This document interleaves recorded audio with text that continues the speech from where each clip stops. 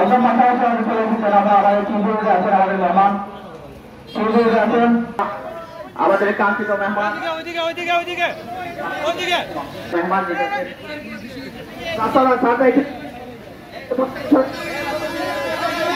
মঞ্চে চলে এসেছেন আমার সবার সামনে বিশেষ করবো আমরা কেমন আছেন আপনারা? আপনাদের কাছে ক্ষমা চাই, এই বৃষ্টির মধ্যে আপনাদের কষ্ট করে এখানে আসতে হয়েছে। আমি অনেক আনন্দিত আজকে এখানে আসতে পেরে।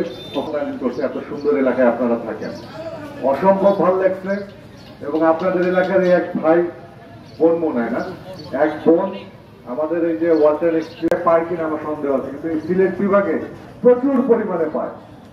আর সিলেট জায়গাটা আমার অন্তরের মধ্যে রয়েছে, কেন জানি অসম্ভব বেশি ভালো লাগে আমার কাছে, প্রচুর ভালো লাগে।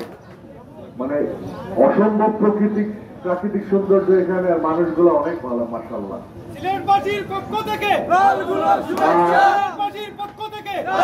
সবচেয়ে বড় জিনিস, আল্লাহ ওলি এখানে ঘুমায় আছেন, অনেক ওলি এখানে আছেন, তাদের রহমত আপনাদের উপর আছে। আশা করি সেই রহমত সারা বাংলাদেশের মানুষের উপর থাকবে। গতকালকেও সিলেটে আমি 2 জনকে এরকম 1 লক্ষ টাকা হ্যান্ড ওভার করেছি। আজকেও একটু আগে করে এসছি এক জায়গায়, এখানে আসছি, আবার যাবো আগামীকালকে। হবিগঞ্জেও 2 জন পেয়েছেন। সারা বাংলাদেশে ঈদ উপলক্ষে আমরা প্রত্যেক দিন এরকম ভাবে অফার দিয়ে যাচ্ছি।